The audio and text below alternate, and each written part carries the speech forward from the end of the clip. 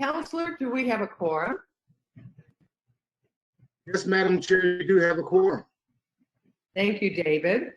So with that, I will open the Indiana Housing Community Development Authority meeting of August 27th, and we will start with approval of the minutes of our last meeting, July 23rd.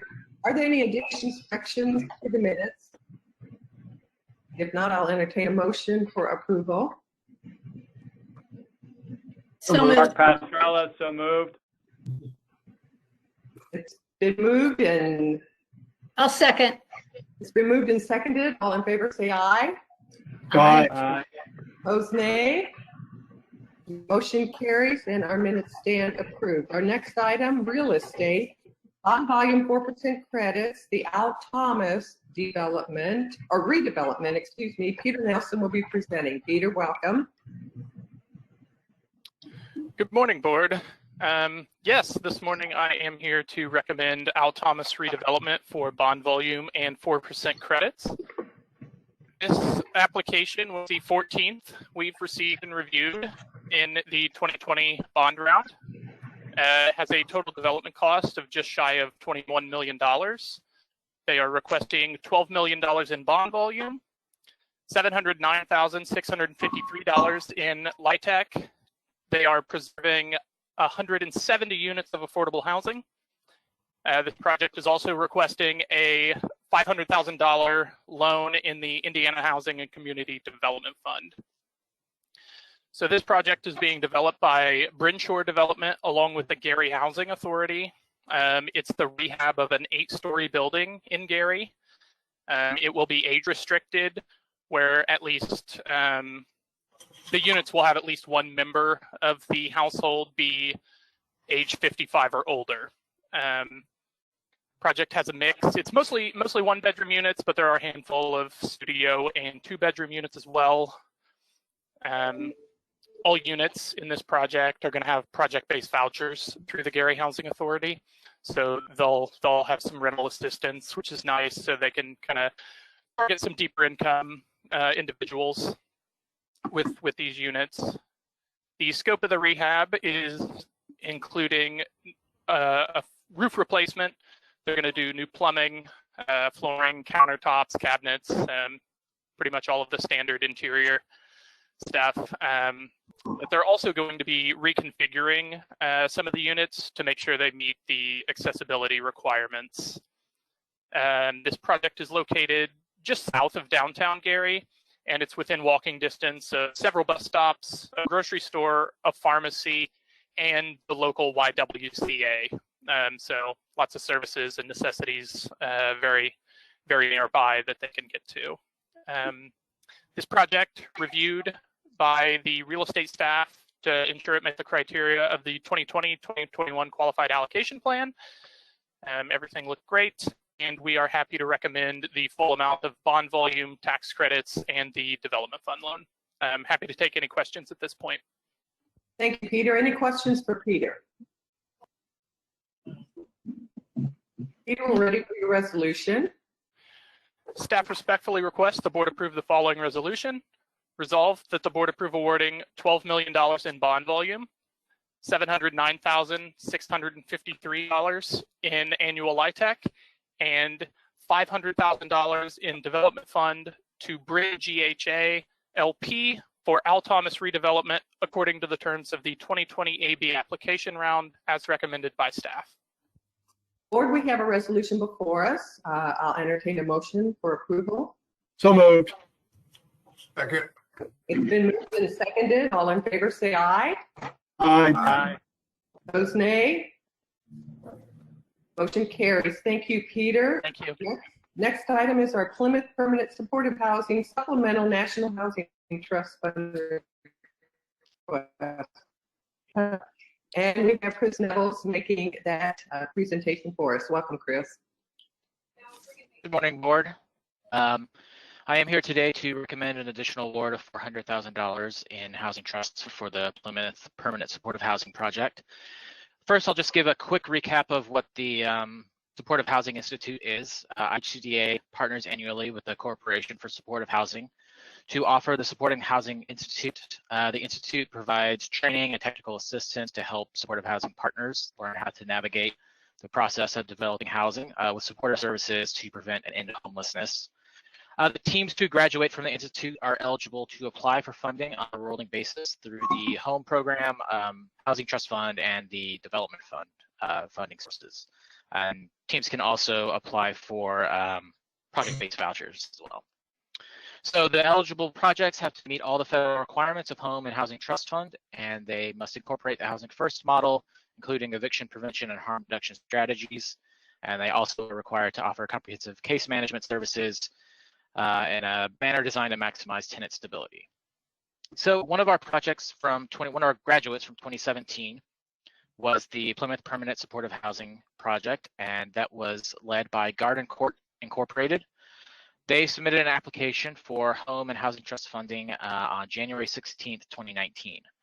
The development consisted of new construction of 4 one-bedroom units, 10 two-bedroom units, and 4 three-bedroom units in Plymouth, Indiana. That project was funded with a $1 million home award and a $787,500 Housing Trust Fund award on May 23rd, 2019. However, due to construction bids that have come in over cost, Garden Court is requesting an additional $400,000 in Housing Trust Fund to cover those costs. One part of that request is that they are going to change all 18 of their units to Housing Trust Fund units targeting 30% AMI or less. So Garden Court and its consultant, Neighborhood Development Associates, have taken a number of steps in addition to this request to make the project feasible. They have undergone value engineering to save costs. They've eliminated all the developer's fee from their Home and Housing Trust Fund budgets. They've leveraged additional private debt and secured additional donations. As a result of requesting additional funds from IHCDA, Garden Court will be prohibited from applying for additional IHCDA funds for 1 year. You can see some additional information about the project on the board memo. Just to address a couple of points, this is something that IHCDA doesn't do very often, but there were a couple of circumstances that made us think it was reasonable for this project. The first is that, as I mentioned already, it is our policy that they will be prohibited from applying for additional funding for a year, so it's not a free request. There obviously are penalties associated with coming back to us for additional funding. Additionally, permanent supportive housing projects do have a lot more constraints on them than a normal rental project due to the population that they serve and the services that they offer. So we're more open to additional funding for a PSH project than we would for just a regular rental project. Additionally, current circumstances have led to some higher construction costs across the state. That's something that we've seen. So that wasn't necessarily surprising to see. And then Housing Trust Fund is what they're requesting, and that actually is a harder funding source for IHCDA to award because of the restrictions, the federal restrictions on it, including that it has to be dedicated to 30% AMI or less. So this actually helps us to get more funding out and ensure that we hit all our deadlines as well. And then finally, as I mentioned, Garden Court and NDA have taken a lot of steps on their own to reduce costs and make up for the budget deficit. So they brought in new funding, and there's a lot of additional funding sources in this project as well. So we felt comfortable that it wasn't just IHCDA shouldering the load on this one. They've done a lot of work and brought in a lot of additional sources as well. So with that, I will go ahead and open it up to any questions that the board may have. Any questions for Chris? Madam Chair, I just have, Chris, on the 1-year probation, you did a good job explaining that. And I think you touched on a question that we had with just construction costs seem to be rising kind of across the board with demand outpacing supply. So do you anticipate more of these, and then for everyone that comes in a 1-year probationary policy, or were there specific circumstances on this that Sure. So our policy is that if we do award additional funding, there will be a 1-year probationary period. That is an across the board policy. I think we will be taking any requests that come in on a case by case basis. So it's not, anyone who comes into us and requests additional funding will receive it, and they'll have a 1-year probation policy. It is, we will if those requests come in, we'll examine them on a case-by-case basis and take into consideration all the facts. And then if we decide to move forward at that point, then the 1 year will apply. Any additional questions? Madam Chairwoman, one more question. It sounds like the net effect of the overrun was 400,000. So I assume that the original overage was much higher as they dealt with development fees, value engineering, et cetera. So any color on what the overall overage was, and then the net effect of the 400? Sure. So I have that. I can give you some numbers. So the lowest bid that came in was $3,179,000 approximately, which was about $960,000 more than what the initial budget was.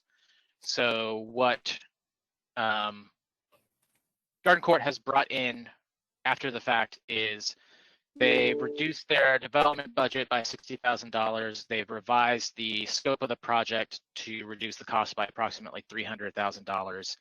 They received an additional donation from an organization of $100,000. They received additional permanent financing of $100,000, and then that left the $400,000 from us to make up the difference.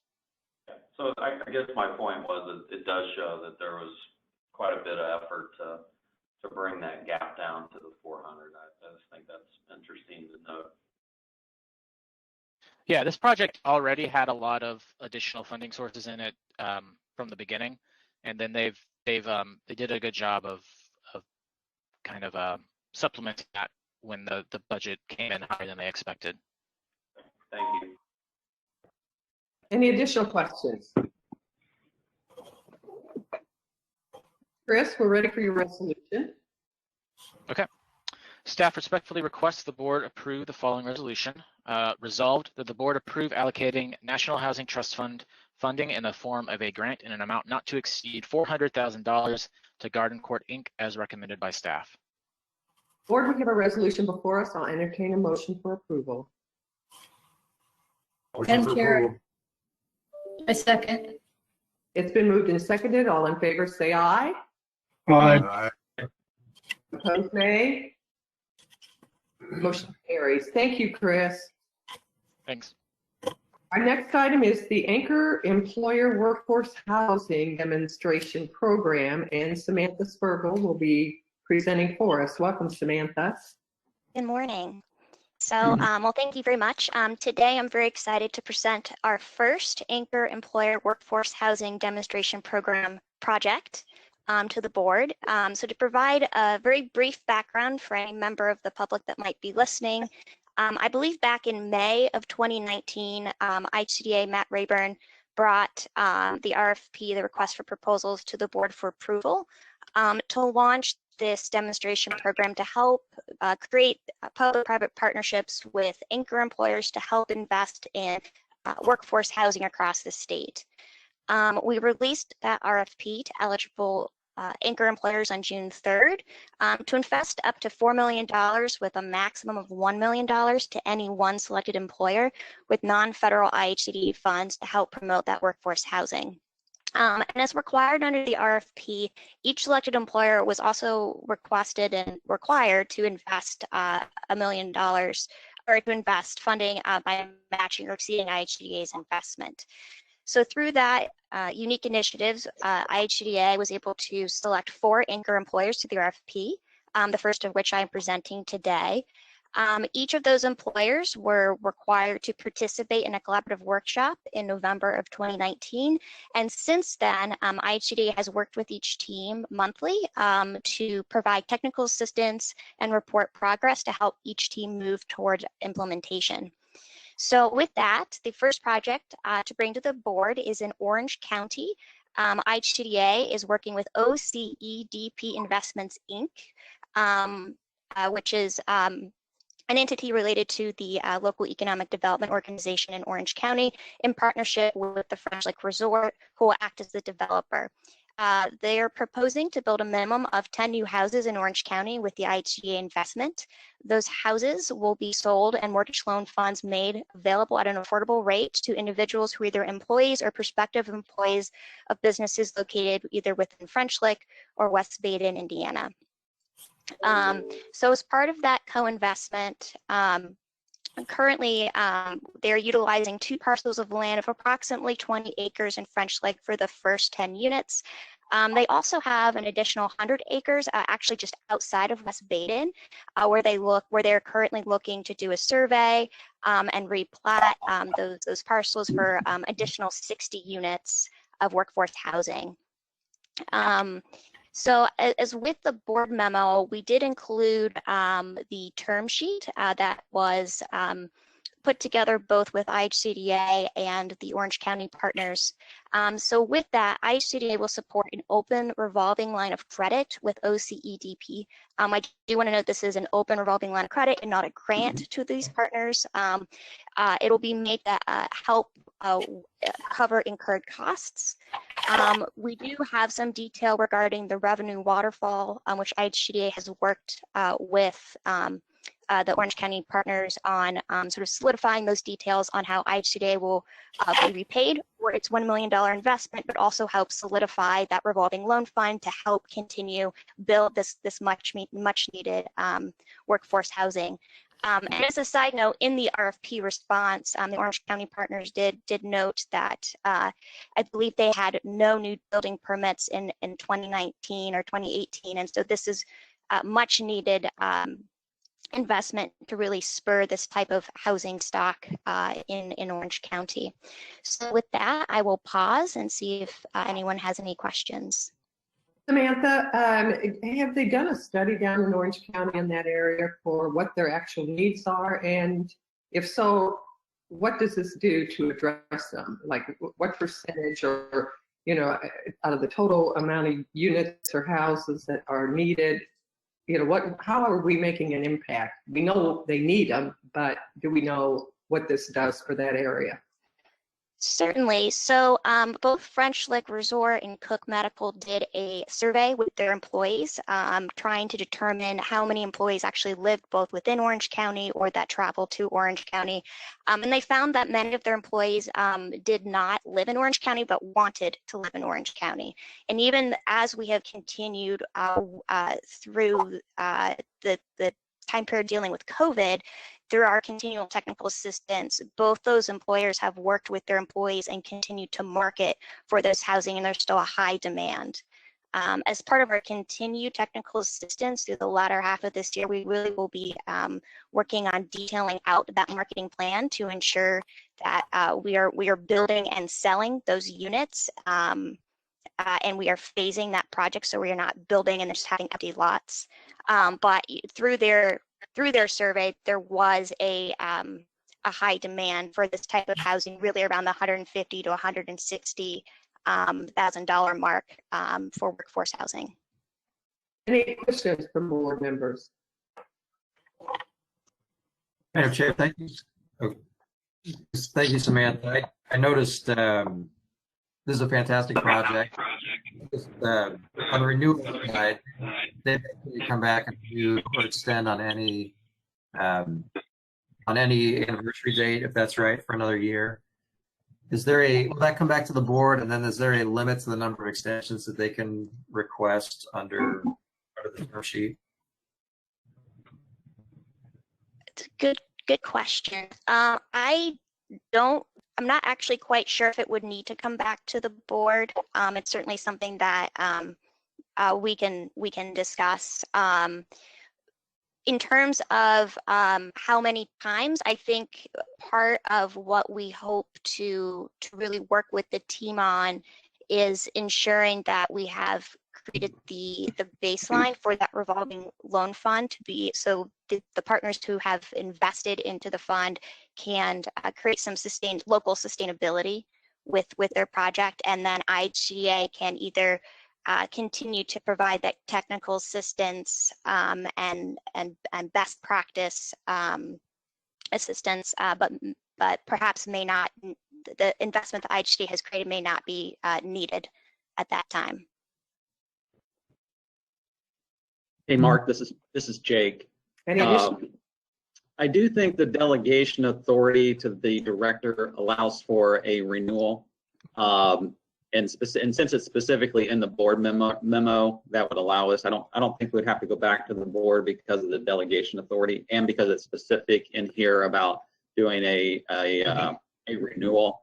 But if we're interested, if we want to make sure that you want to just allow just one renewal, we could do that. But I do believe, and I don't know if Councilor Stewart might be able to confirm, there is delegated authority on certain types of renewal of contracts. And I think you can do it 3 times, but in this situation it's a little different. But so I don't think this would have to go back to the board unless the board wants it to come back in terms of doing a renewal. That's correct, Jake. Mark, does that satisfy you? Yeah, very good. Yeah, this is unique. I think embarking as a board, just overall, I think, and certainly trust the staff. I want to just make sure this stays on target, and it's less about this team, I think, than perhaps the recipient, continually asking every anniversary, hey, can we kick this out another year, extend it another year, and just, I think having some sort of, knowing that it might be just renewed once, or having some kind of outcomes measure would be fantastic.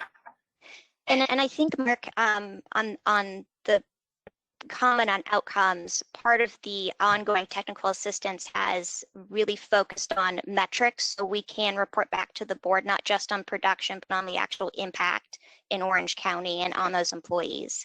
And so as we move toward our next phase, we'll really be able to dig in on identifying those metrics and defining what success looks like for each project. And I do anticipate those outcomes being a little bit different, as each project is very different in terms of what each team is proposing. But I do think when we are able to come back to the board, we'll have some additional data that we can share.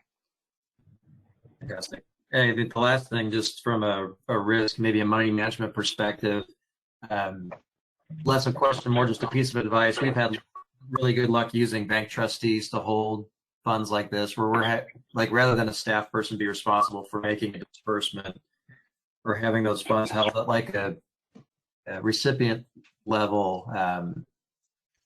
Bank trustees are generally inexpensive and just insulate you maybe from liability, or I know it's not necessarily in the day in and day out sweet spot of IHCDA to have staff kind of monitoring, making disbursements out of a banking account for business lending. So just a thought to explore possibly that and have that held at a third-party trustee. Well, and Jake, even though you have the delegation authority, would it be unreasonable to come back and at least in that year inform the board that it's been extended and maybe present some metrics at that time? Yeah, that would definitely, as part of our plan, is to update the board, not only on this one, but the other 3 as well. If we can get them across the finish line, I know we're working very diligently with the other 3 anchor employers, which are, let me just mention real quick the other 3. IU Health here in Indianapolis is the other one that we're working with. Zimmer Biomet up in Warsaw, and then one in Columbia City called CNC Impact. Is the 4th one that we have. And so I think in each one of these investments, what we're finding is going to be different. Some of them are interested in doing something like this, a line of credit. Some are looking at some guarantees. Some are much more larger neighborhood revitalization efforts. So the investment strategy on all 4 of these are going to be somewhat different. So yes, we do need to come back to the board and update the board on how those investments are going. And I use the word investment because it is an investment. Our expectations is to be repaid. This is not a grant program. This is not something that we're normally doing. This truly is an investment with the private sector on this. So yes, we will definitely be bringing back updates to the board and to the public in general, because I think the public wants to know, can these types of relationships and investment strategies align? So yeah, definitely. Any additional questions for Samantha? Yeah, this is Mark Pascarella. I just have one question. I saw the line about additional employees and prospective employees, and I guess it just gave me a little bit of a question in my mind to discuss that we're doing this for workforce housing. Is there any concern that quote unquote prospective employees end up not being employees, and therefore we have these 10 units being built and end up not really addressing workforce housing? So I think that's a really great question and point. I think the intent is really to have the program, particularly these first 10 units, focused on employees. In our discussions with the team, as they are continuing to hire new employees, one of the barriers to being able to hire is a lack of viable housing stock, particularly along their management. And so it's also about creating a market to be able to attract those potential employees to Orange County as well. So again, I think the intent is to. I think it's also important to remember that we have to be able to offer this to everybody because this is if it was too narrow, you could get yourself into trouble with fair housing, and so we do have to be mindful of that. However, understanding that the population that we're targeting and the need for housing for certain major employers in the counties is there.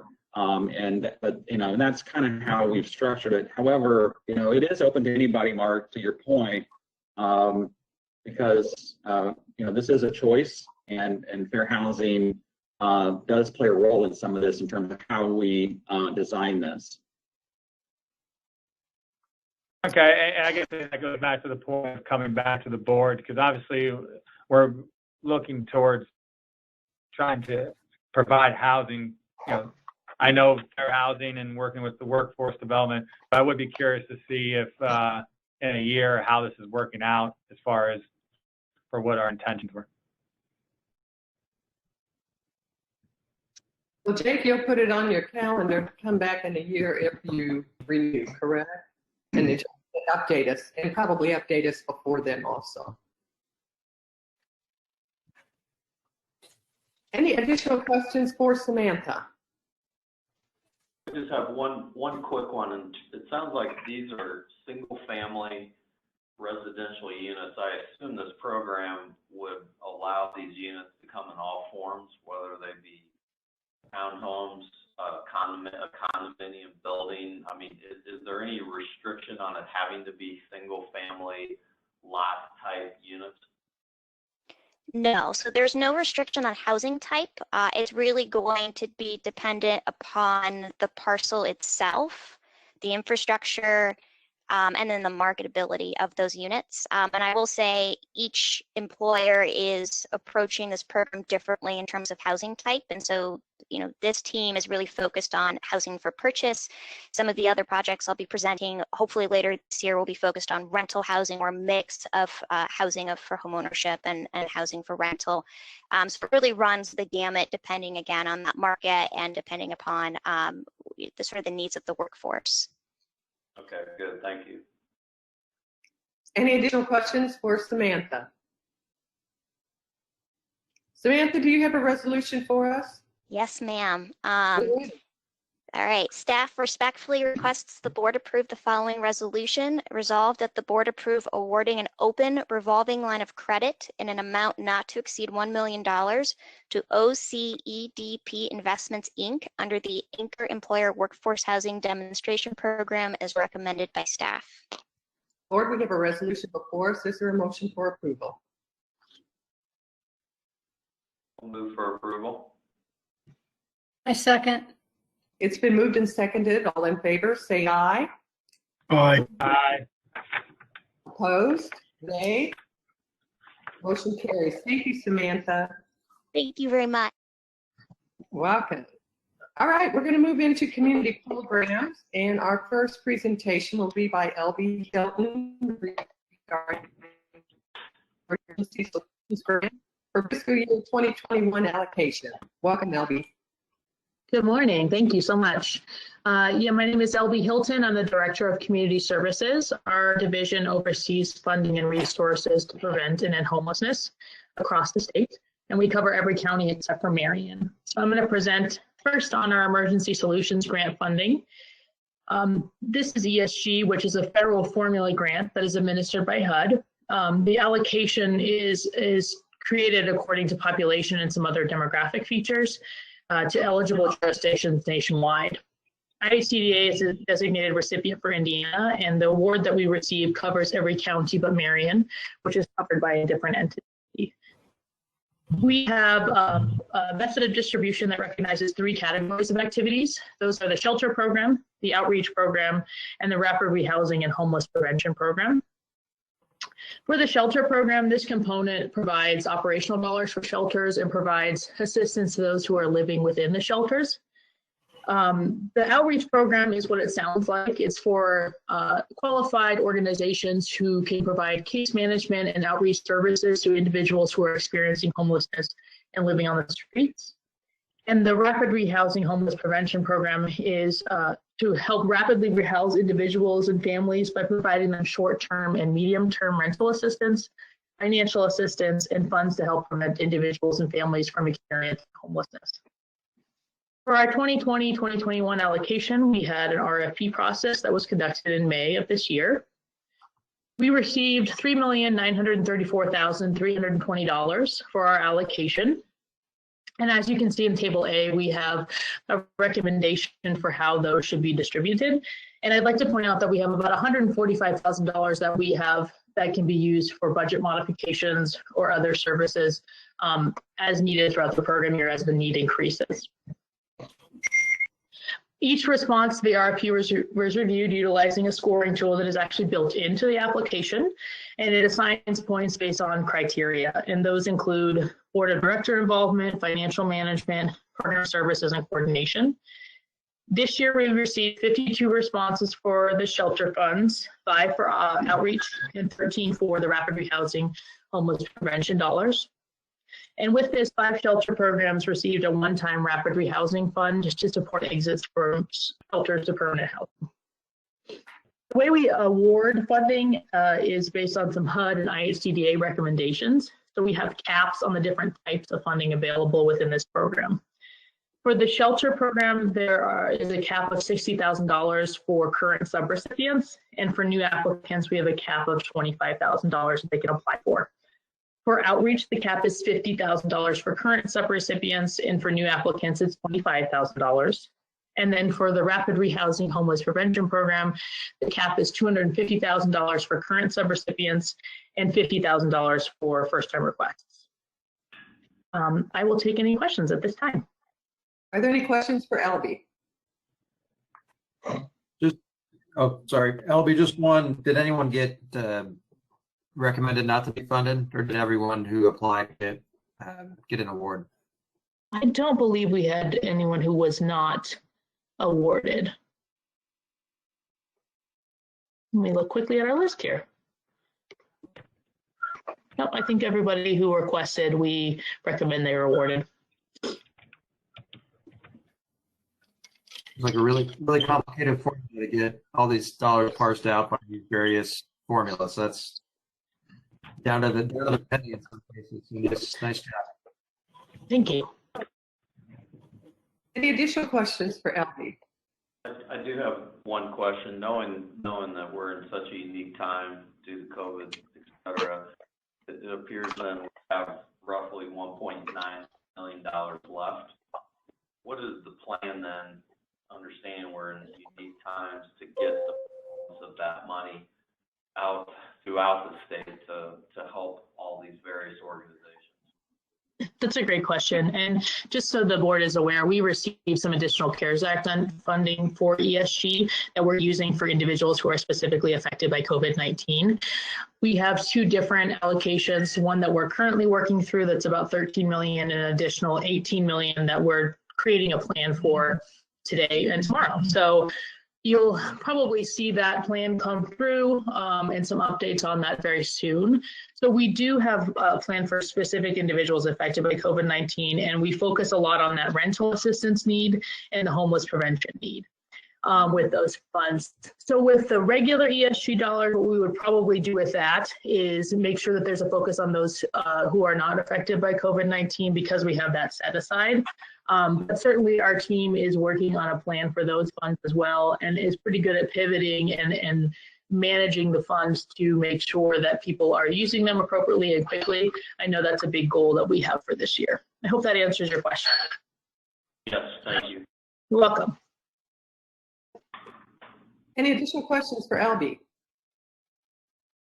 Albie, do we have a resolution on this? We do. We have 3, so bear with me. They're kind of lengthy. The staff respectfully request the board approve the following resolutions.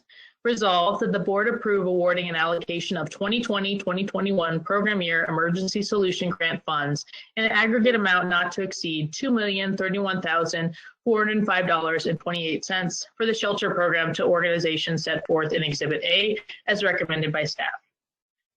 Resolved that the board approve awarding an allocation of 2020-2021 program year emergency solution grant funds in an aggregate amount not to exceed $188,750 for outreach for the organization set forth in Exhibit B as recommended by staff. Resolved that the board approve awarding an allocation of 2020-2021 program year emergency solution grant funds in an aggregate amount not to exceed $1,416,536.95 for rapid rehousing homeless prevention to the organization set forth in Exhibit C as recommended by staff. And so you would like us to take a vote on all 3 resolutions together. Is that correct?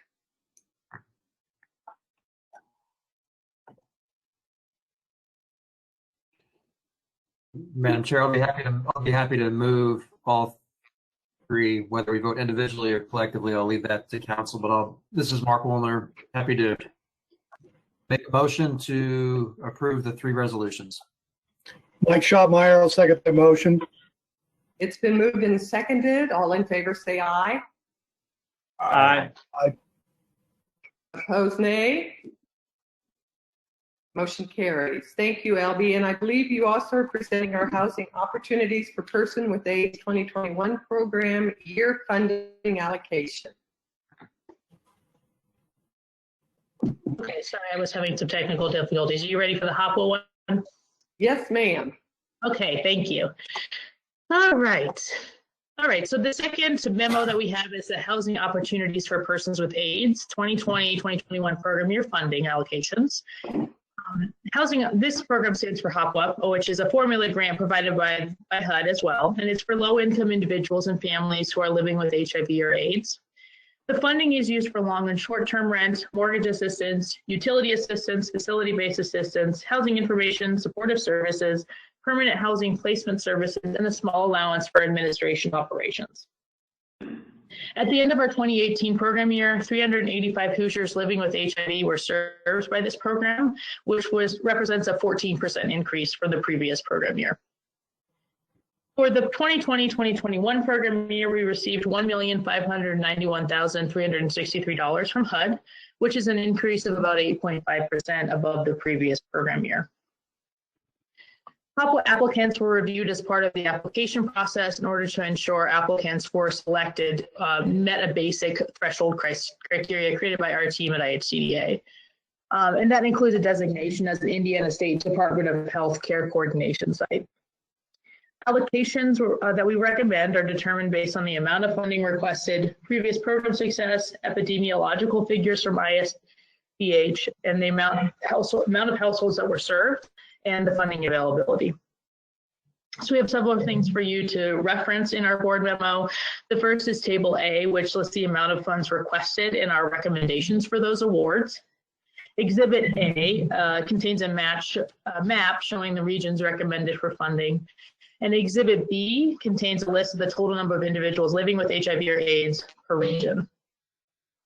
So in Table A, you can see that we had a total funding request of $1,250,000, and we are recommending an allocation of $1,591,363, which includes some administrative dollars.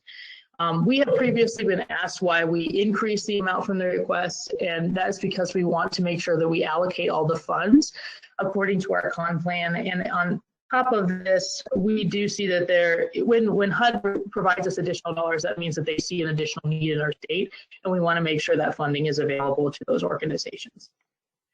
So at this time, I'll take any questions.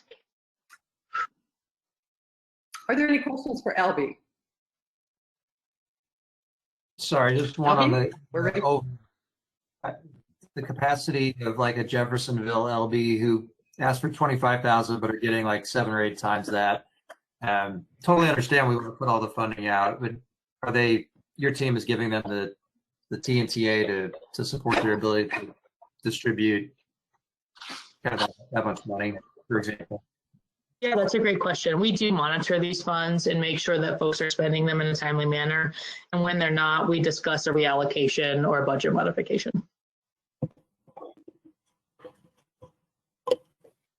Additional questions? LB, we're ready for your resolution. Wonderful. This one's shorter. Staff recommends that the board approve awarding an aggregate amount not to exceed $1,591,363 in HOPWA funds to the applicants as set forth in Table A for the 2020-2021 program year. Well, we have a resolution before us. I'll entertain a motion for approval. Motion for approval. A second. Been moved and seconded. All in favor, say aye. Aye. Aye. Opposed, nay. Motion carries. Thank you, LB. Thank you. You're welcome. Next, finance, we have Glasswater Creek of Whitestown LLC. Rich Harcourt is going to be giving us a presentation on that. Welcome, Rich. Thank you. Good morning, board. The purpose of this memo and the attached resolution is to request the approval for the issuance of the Series 2020 multifamily housing revenue notes, Glasswater Creek of Whitestown project, not to exceed $20,850,000 worth of the bonds. So you all as a board approved this project in July. It's 126 units of assisted living in Whitestown, Indiana. And literally what the request for this is at this point in time is to allow IHCDA to be the issuer of the bonds. This is a non-recourse conduit financing that will be the issuer on. So with that, I will stop and take questions. Are there any questions for Rich?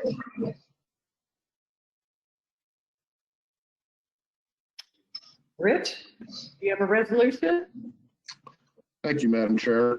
Staff respectfully requests the board approve the following resolution. Resolved that the board approve the issuance of the Series 2020 multifamily housing revenue bonds, parentheses, Glasswater Creek of Whitestown project, close parentheses, pursuant to the attached resolution as recommended by staff. We have a resolution, excuse me, before us, board. I'll entertain a motion for approval. Madam Chair, I move to approve. Mike Schotmeyer, second. It's been moved and seconded. All in favor, say aye. Aye. Aye. Opposed, nay. Motion carries. Thank you, Rich. Thank you. And now, what we've all been waiting for, our executive update by Jacob Seid. Well, okay. Make it good. Yeah, good introduction there. Well, thank you, Madam Chair. And good morning, board. I do have a couple of updates I want to provide for you. First is the update on our rental assistance fund that we have been administering for the state of Indiana. Just a little background. We've received $40 million to implement a statewide emergency assistance rental assistance program. And it has been open for 45 days. It covered, I say statewide, it's 91 counties. The Marion County has a separate rental assistance program in which they're administering. And so we do the balance of the state. The application deadline, as I mentioned, it was open for 45 days. And that deadline was last night, August 26th. And we have received 36,610 applications with that. We have been making payments to landlords, and as of this morning, we're just over $11.5 million has gone out to pay landlords. So that's where we are right now. So that's just an update on the rental assistance fund. On the website, there is now an opportunity at indianahousingnow.org where Hoosiers can put their email address in and their county. And when we become aware of housing assistance or resources that become available, we will be sending out messages to them to make them aware of those housing resources for those who want to be notified. A good example of that would be like our energy assistance program that will begin accepting applications on September 14th through the network of community action agencies, and then also here in Indianapolis, that would be going through the John H. Bonner Center. So when that time comes, we would notify those who have registered to be aware when assistance becomes available.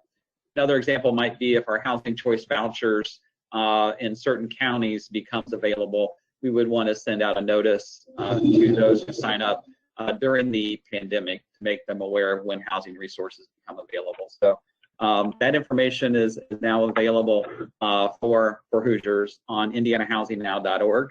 And like I said, we're continuing to go through those applications now, and now we can concentrate. You know, our team is really focused on reviewing these applications, getting them completed with the renters and the landlords. There's a lot of communication that needs to take place with that.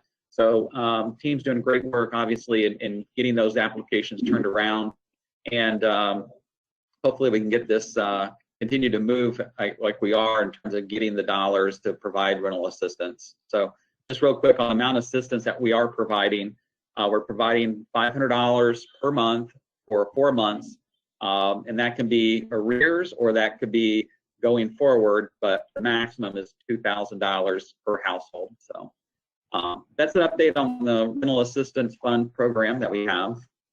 So I'll pause if there's any questions or anything like that that anyone would like to ask.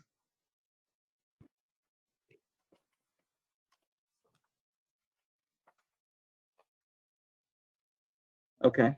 Hey, Jake, I've got a question. Will that $40 million satisfy every request that that is actually qualified?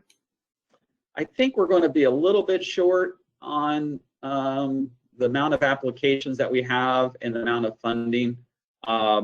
So we'll see where we end up. I think the average benefit now is just around 1,900. But it's going to be, I think we're going to have, we obviously have more applications than we do resources at this point.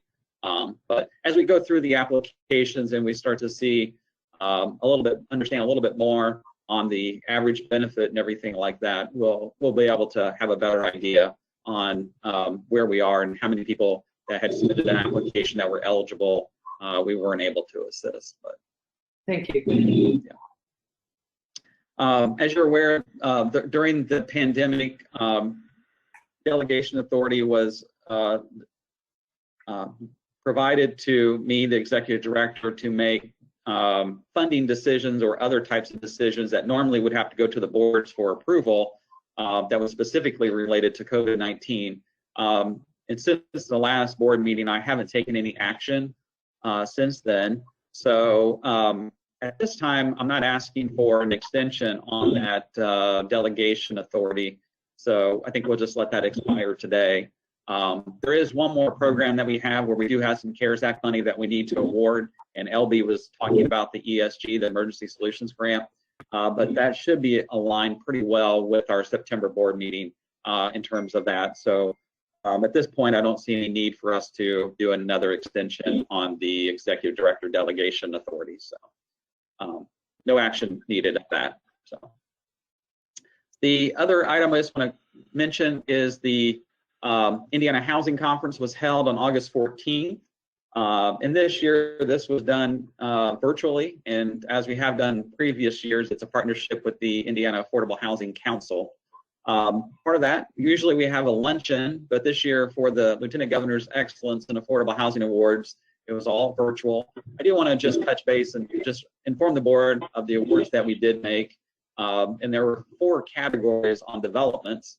The first one is urban, and H38 in Lafayette. It was a partnership with Area 4 Development and Real America in Lafayette, and it was really focused on breaking the cycle of generational poverty. And it's centrally located close to the Ivy Tech campus, and in a great location. And so that one received an award for urban.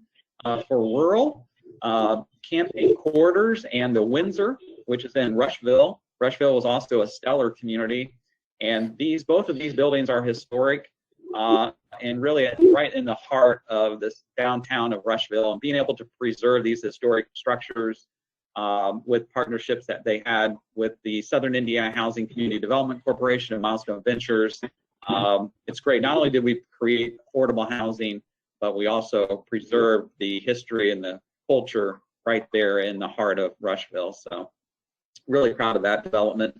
Senior housing, Kinley Court in Plainfield. Plainfield continues to grow and continues to need housing that's affordable, and specifically to our senior housing. So this one really had a tremendous amount of support at the local level. So proud of Kinley Court with Keller Development being the developer on that one. And then the last one is a special needs category, and this is Union Place in the city of Lafayette, and it was designed and developed came out of the Indiana Permanent Supportive Housing Institute. We just heard about the development of Plymouth, but this was one of the other teams, and their work related to creating permanent supportive housing for those that are experiencing homelessness. And the LTH Homeless Services, it's a mixed use development, so not only are they providing the housing, but the services and everything else is right there on site, the office space for the not-for-profit.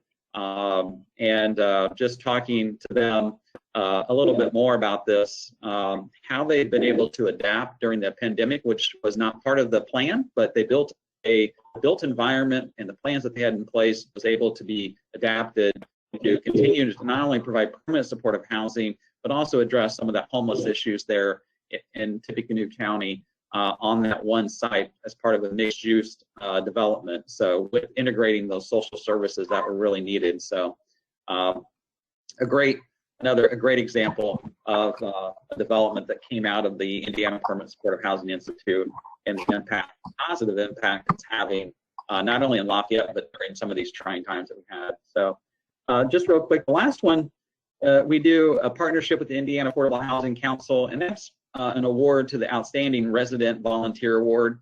And Willie Deering, she's the board president for the South Bend Mutual Home Cooperative. And this was another development that we worked closely with in South Bend. And Willie's leadership from the very, very beginning, when it was just an idea to bring the neighborhood and together to really think about just a little bit of background, understanding that there was single family homes that were blighted and demolishing them as part of Indiana's IHCDA's blight elimination program, and then reusing those lots to create single family homes. And Willie really was a great leader and community organizer in that. And so just a great award for her, recognizing the great work that she's done for several years now in the neighborhood there with South Bend Mutual Homes. She's our resident of the year. So it was a great event. Yes. Well, thank you, Lieutenant Governor, for being a part of that. And so it's great. Yeah. Hey, you know what, Jake? I know we put our housing inventory study kind of on hold. And I've had several people speculate to me, and Tom, I don't know if this is something that, you've given any thought to, but several people have speculated that with now COVID-19 and people working from home, that some of that may continue as we move forward into the future. And if that is the case, then a lot of the high-rises that we have here in Indianapolis and really all across our state and country, we'll have a lot of empty office space available.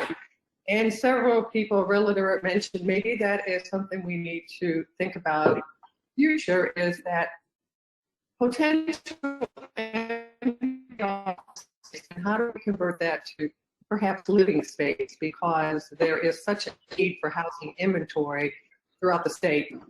So I'm just sharing that, but it kind of makes me feel that, that housing inventory, it may be important to really move forward with that. And I know you had indicated that that was something you were giving consideration to perhaps later this fall. Does any of the other board members have any thoughts along those lines, or whether it now is the time perhaps to really look at that housing inventory study, or perhaps we wait? I don't know. Thoughts? One thought may be to allow this to play out. I do think nationally you'll see some downsizing because of rotations, because of more flexible schedules. I've seen some big corporations say that they may move to create a flexibility point of 1 week over a month. So there will likely be some movement. I think at that point, as it plays out, then there will be a determination of how much space that actually includes. So I think the next part of that question would then be the cost of conversion in comparison to new construction, and that could be something that we could do some work on understanding, just from a cost standpoint of an office building shell, the conversion of that in comparison. So it's definitely worth also keeping our eye on, and then looking for ways to reinvigorate some of the small towns in Indiana that may have office supplies that quickly deteriorate. So I think it's a very good point.